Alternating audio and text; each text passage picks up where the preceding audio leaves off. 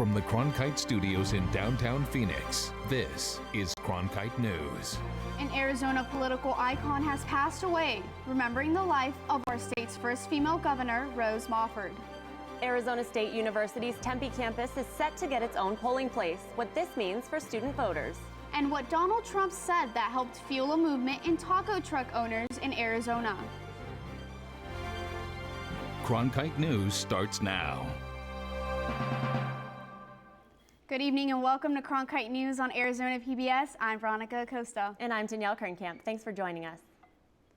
Words of honor, praise, and memories are pouring in from every corner of the state following the death of Arizona's first female governor, Rose Mofford. She was 94 years old. Mofford took over the governor's office in 1988 after then Governor Evan Mecham was impeached. Mofford spent 51 years working in state government. Her name and image are already memorialized for breaking the glass ceiling in Arizona politics. Yet all the while, those who knew her say she stayed humble. I've made a lot of mistakes in my life. You don't have time to listen to them all.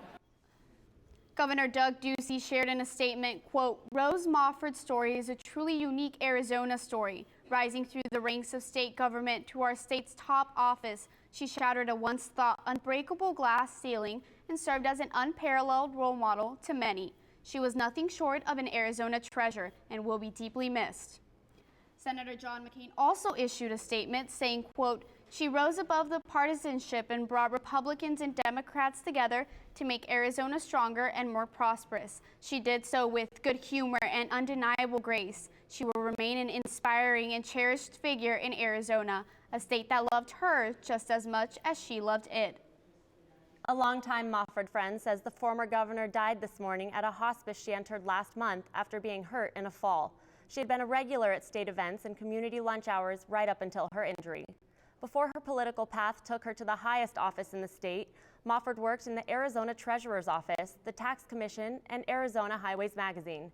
She became Assistant Secretary of State in 1953 and Secretary of State in 1975.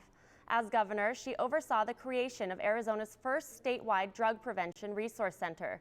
She was also the first woman elected director of the Central Arizona Water Board.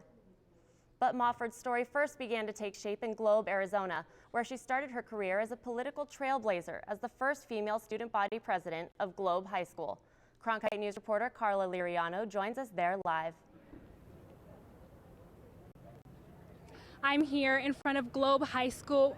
Mofford's alma mater, where she graduated in the class of 1940. About half a dozen people came here today to remember the former governor and her time in Globe.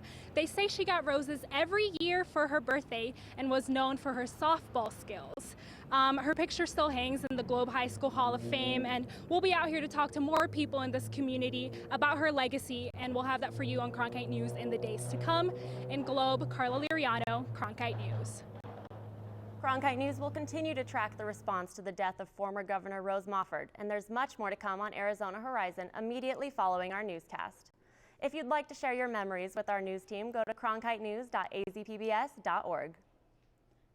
They're the biggest voting bloc in the county. Millennials, not baby boomers, now make up the largest living generation according to the Pew Research Center. But getting millennials to the polls is a priority for both parties. Alexis Dugrath introduces us to a new polling place that plans to cater to the younger generation. For the first time, ASU students living on the Tempe campus no longer have to go far to have their voices heard. One of the main reasons we wanted to have a polling location on the Tempe campus was to ensure that students had an easy and accessible way to go voting. The location will be in a place that is easily accessible for all students, Sun Devil Fitness Complex in the Maroon Gym on Normal Avenue. It makes it a lot more convenient for people fighting their daily class schedules and work schedules. And there will not be a tuition hike to get this put into place. When I created the budget, we looked back at 2014, which gives us the most accurate kind of detailed of like how much it's going to cost. We have $15,000 allocated to it, and that will handle all of our election stuff, all our polling location things. And then the GPSA, the Graduate Professional Student Association, will also help contribute funds. In 2 weeks, the undergraduate student government will be hosting events here at the Memorial Union up until October 10th to get non-resident and resident students registered in Arizona so they are eligible to vote in this coming general election. Students will have to fill out this 4-page registration form. The USG says if this works, they hope to have the polling location open for every election. I hope we see a large increase in students voting. And it just might work. Probably be here for class, and so it would definitely help me out to get my vote out there and, again, let my voice be heard. We'll have to see the results on Tuesday, November 8th. In Tempe, Alexis Stucraft, Cronkite News. You can register to vote through the Arizona Easy Voter Registration. The link can be found on our website at cronkitenews.azpbs.org. After taking time off for her health, Democratic presidential nominee Hillary Clinton is back on the campaign trail today. At a rally in North Carolina, Clinton said she feels lucky because when she's under the weather, she can afford to take a few days off when millions of Americans can't. The Democratic nominee also attacked Republican presidential candidate Donald Trump over his new child care proposals, saying we don't need a president who apparently thinks only married people deserve paid leave and only mothers ever stay home with the kids. Clinton asked voters to pick a candidate who has a plan to support all families in all their various shapes. Today, challenger Donald Trump spoke at an Economic Club of New York event, sharing his plan that he claims will grow the GDP more than 4%. His campaign says planned tax cuts and deregulation will create as many as 25 million new jobs in the next decade. It will be accomplished through a complete overhaul of our tax, regulatory, energy, and trade policies. The U.S. economy grew at a 2% rate last year, and the GDP hasn't grown at a 4% annual rate since 2000. Senator John McCain is calling on the FBI to look into an alleged cyber attack attempt on Arizona voters' database. McCain said in a letter addressed to FBI Director James Comey, the agency needs to look into the breach after Russian hackers supposedly caused the state's voter registration website to shut down for 9 days. But U.S. Homeland Security Advisor Lisa Monaco said it should be hard for someone to hack into American voting systems and change election results. There's a new effort to engage voters using taco trucks. It began after a Donald Trump supporter said there would be taco trucks on every corner unless the U.S. secures the border. Jamie Flores tells us about the Guac the Vote campaign. The U.S. Hispanic Chamber of Commerce is using the taco truck comment to encourage people to register to vote and show up on Election Day. Some local vendors may not have appreciated the comment, but are not to help get people to the polls. It's really sad. It's really sad for a Chicano, Latin American, Mexican American to speak so poorly of his own people. Some were offended by the Trump supporters' comments about taco trucks on every corner, but others said it's not even a possibility. In the first place, city regulations do not allow for that to happen. There are rules about where you can park a food truck. Customers are in favor of more taco trucks. Negative comment about having taco trucks in every corner, it's not really a bad thing, man. People need to eat, you know? Taco trucks. I'm cool with one being on every corner. This taco truck owner in downtown Phoenix supports Walk the Vote and is using his business to register voters. This is a Si Se Puede moment. This is a Si Se Puede moment for our people, for America, for everybody to rise up and to put bigotry where it belongs, to put hate where it belongs in the past. And that voter registration effort is happening at the taco trucks across the country, and Walk the Vote is generating a lot of interest on social media. There's even a Facebook page that shows where trucks are registering voters. In Phoenix, in the broadcast center, Jamie Flores, Cronkite News. Opposition to the Dakota Access Oil Pipeline continues to grow, but so does support for the tribe fighting to stop the project in North Dakota. Cronkite News reporter Yesenia Beltran shows us how supporters in Phoenix are trying to help. More than 200 people from across Arizona recently marched to show support for the Standing Rock Sioux Tribe's fight to stop the Dakota Access Pipeline. Coming here and realizing there's another fight in North Dakota, which we also have all these issues here in Arizona, you know, it's time to unify for our people. People of all ages and backgrounds gathered to hear the words of tribal leaders. It is our time to be heard. You know, Many don't think about repercussion or suppression. Well, our ancestors have survived it, and we are the living legends, and we have to keep it going. Arizona supporters are doing what they can from Phoenix to help protesters maintain their fight in North Dakota. We're getting asking for donations that are winterized. We're going to get ready for winter. So that is our next step, and it's going to be ongoing. A group of Phoenix residents will caravan to the Sacred Stone Camp next week with donated items including blankets, food, and medical supplies. Others will make the trip to North Dakota later this year to join the protest. So we are actually planning to go in December and set up a camp along with the Standing Rock Sioux and call it Indians for Indians.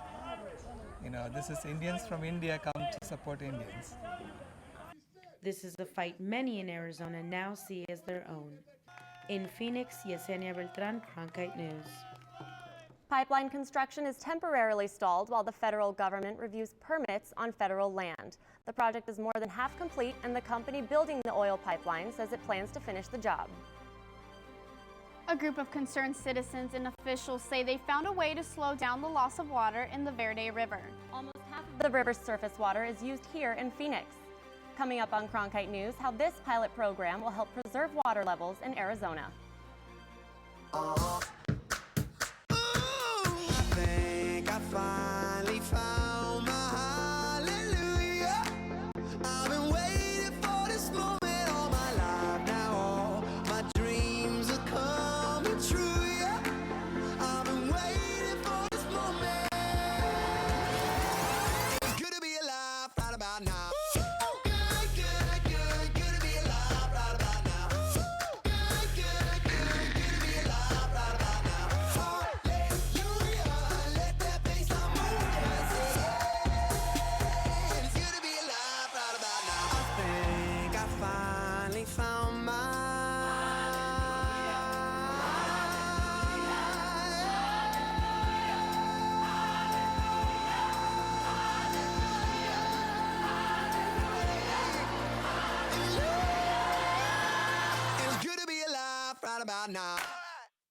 This is a box that showed you a world beyond your own. It was just a box, but the world has changed, and so have we. And now the box can be almost any size or shape. And you decide what you want to explore. Anytime, any place. Break out of the box with PBS. This summer was the first in Arizona since 2013 when a child hasn't died from being left in a hot car. The Maricopa County Attorney's Office says its Don't Leave Me Behind campaign was a huge success. Up until this summer, Arizona averaged 3 fatal cases of kids being left in cars each year. An Arizona Republic investigation found 30% of Arizona school buses failed inspection last year, a figure that's nearly doubled since 2013. The report found almost 3 out of 10 bus inspections done by the state in 2015 resulted in a failure because of defections. To compare, the failure rate in New Mexico is 15% and in Utah, 12%. Inspections found buses with cracked and rotted tires, broken emergency exits, unsecured seats, and defective emergency brakes. The Republic found that Roosevelt Elementary School District has the highest bus inspection failure rate in Maricopa County. The Verde River is an important resource here in the valley, and some who live along its banks are being paid not to use it. Cronkite News reporter Mindy Riesenberg traveled to the River Valley to find out why. The banks of the Verde River live up to its name. Verde is Spanish for green, and 40% of its surface water is used for drinking, irrigation, and household use here in Phoenix, according to the Verde River Basin Partnership.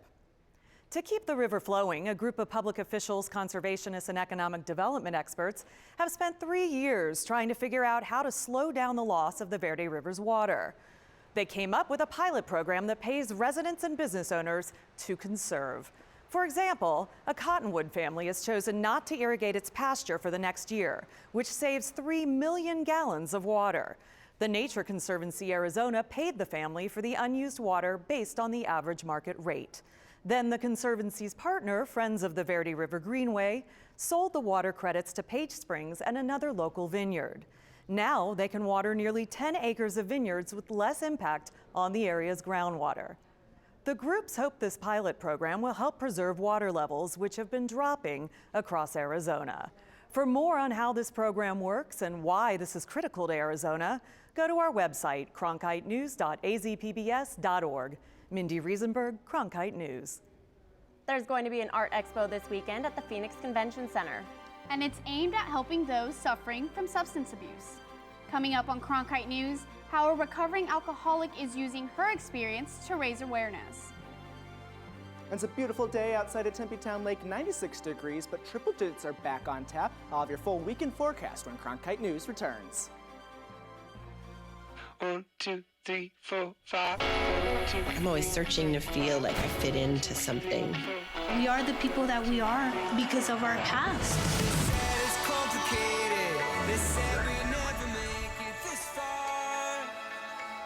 I'm just one of many who stopped being silent.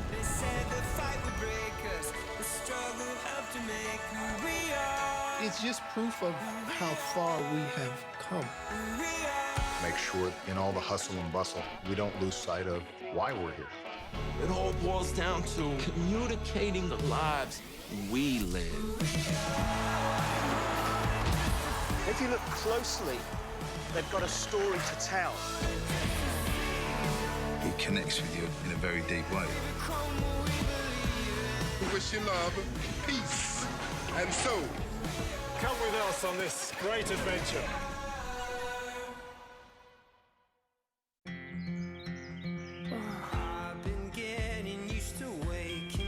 Come and play with us. Onward and onward!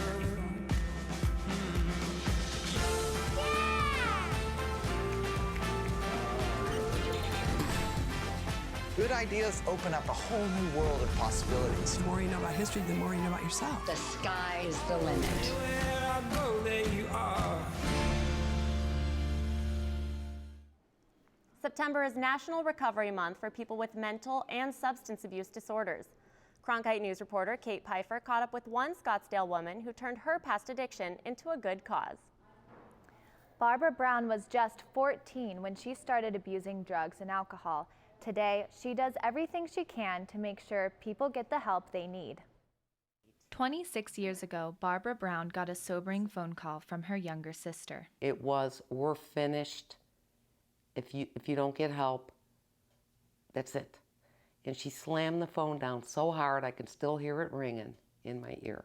It was the first time in 24 years that Brown admitted she was addicted to alcohol. Today, she says it's a miracle she's alive. It all had to stop, or I was going to be dead. Brown says she owes her life to recovery. As a result, Brown and her late husband founded the Art of Recovery Exposition, an event to educate, bring awareness, and offer help to those suffering with addiction. One of the exhibitors at the expo, 5A, is a transitional living center. Joseph Mays, executive director, says the expo is a great way to let people know help is out there. And they get an opportunity to go into this large hall and see all these different organizations and kind of like, oh wow, I could really use this kind of help and I could use this kind of help. And wow, I didn't know that this was even available in Phoenix. Brown says she loves every minute of her recovery and hopes events like the exposition help others do the same. Brown says Saturday's expo at the Phoenix Convention Center will showcase treatment options for many types of addiction, from alcohol to gambling, and will have a focus on youth and adolescents. In the broadcast center, Kate Pfeiffer, Cronkite News. And to help Cronkite News continue to cover the opioid epidemic, our Public Insight Network Bureau wants to hear your thoughts on painkiller abuse and addiction. You can go online to cronkitenews.azpbs.org to fill out our online query and share your story. Temperature across the valley are below normal today, but triple-digit temperatures are on the horizon. Tyler Klaus joins us for a look at your full weekend forecast. Tyler? Danielle, temperatures across the southwest are looking great this afternoon. We have 96 degrees here in Phoenix, 70 degrees in Flagstaff, 93 down in Tucson. Our normal high for this time of year is 100 degrees, so well below normal here. As you can see, really low humidity levels too, because as you can see, there's no rain anywhere across the state and really no cloud levels. So you have beautiful temperatures and really pleasant air mass. As we go through tomorrow morning, that trend is going to continue with lows down in the 70s here in Phoenix. But check out Flagstaff and the Grand Canyon, only a low of 35 degrees tomorrow. Low of 65 down in Tucson. As we take you through the rest of your day tomorrow, as you get home from work, 97 degrees with sunny skies at 3 p.m. and beautiful evening for any evening plans with 91 degrees at 8 p.m. As we take you through Saturday, though, triple digits return with 101 on Saturday, even hotter on Sunday with 105. Clouds return on Monday, knocking our temperatures down to 102, and rain chances return on Monday, bringing our temperatures down to 95 with a 20% chance of rain. Tyler Klaus, Cronkite Weather. Literacy rates are extremely low in Arizona, and the Cardinals are doing their part to help change that. Cronkite News reporter Blair McElroy got an inside look into the Cardinals' Milk and Cookies program and what they're doing to get kids excited about reading and writing. Any way that we can give back to support and help kids learn is a blessing. Arizona Cardinals tight end Ifeanyi Moma read to students at Eagle Ridge Elementary School as part of the Milk and Cookies program. Each Tuesday, a group of young children will get the opportunity to enjoy milk, cookies, and books with the Cardinals player and mascot Big Red. The program promotes good reading skills in a state that is ranked 47th for education, according to Ed Week's Quality Counts report. Just walk in a room and have kids just get super excited, not only about me, but just Big Red and having somebody, come into the classroom that's different, and that helps them engage into what's going on. With 74% of Arizona fourth graders and younger testing below proficient in reading, teachers and the Arizona Cardinals alike say that reading engagement is extremely important. I encourage the parents, or last week we had an older sister come in and read, so anybody we can get to read to the kids. Nowadays, parents don't sit down and have the time sometimes to sit down with their children to read. So anytime we can just sit down and have fun with the kids with reading is amazing. Diana Flannery, a teacher at Eagle Ridge, says to help improve literacy rates, it's critical to use techniques that will help stimulate the kids. Didn't just read the words. He asked questions and showed pictures and said, "Did you see this?" And it got them engaged. That's reading. In addition to reading activities, the Cardinals provide autographed souvenirs. In Paradise Valley, Blair McElroy, Cronkite News.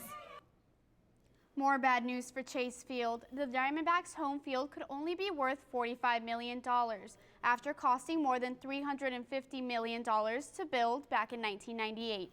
According to the Phoenix Business Journal, the $45 million value comes from a 2010 appraisal of the stadium, and the Maricopa County Stadium District is looking to sell the field to a private group.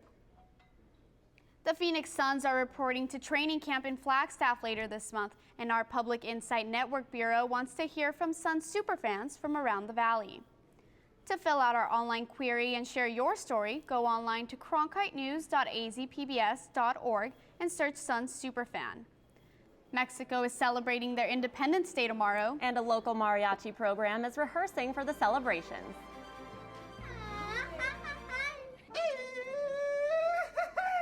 Coming up on Cronkite News, how kids in the program are learning to grito. The confidence to lead our country. This isn't reality television. I feel like Hamilton reached out from history and wouldn't let me go until I told his story. I make no apology for my actions. I would do the same again. How have we come so far and yet have so far to go? Right there, coming up.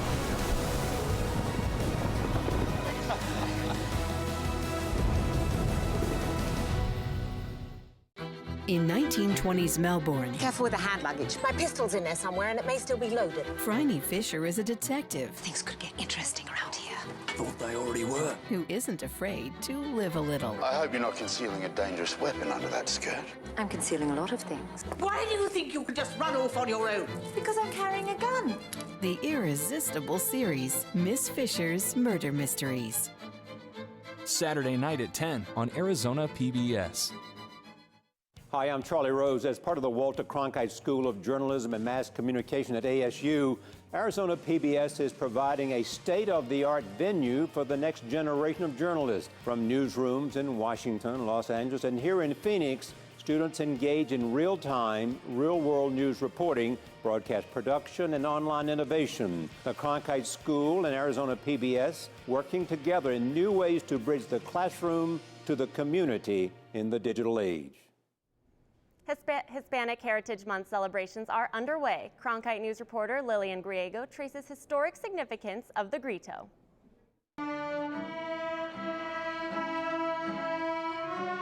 The students of the mariachi program of Desert Sounds rehearse their music notes. Chris Donlon directs the mariachi program at the non-profit organization. Every song has a story. Every song has rhythm that just jumps out at you and plays wonderful sounds, and it hits you in the heart. And often, when they feel that joy in their hearts, it turns into a loud grito or yell. It happens a lot of times when there's a pause in the music. Happens in the beginning of some of the songs that they do, but I can't tell you specifically where. These kids are still learning how to do a grito. And there are different types of gritos. The mariachi yell is one of pure happiness, and for Mexican Independence Day, we yell, Viva Mexico! The Mexican consulate here in Phoenix is getting ready for September 16, the big Independence Day grito. We got a preview. Viva Mexico! Viva Mexico!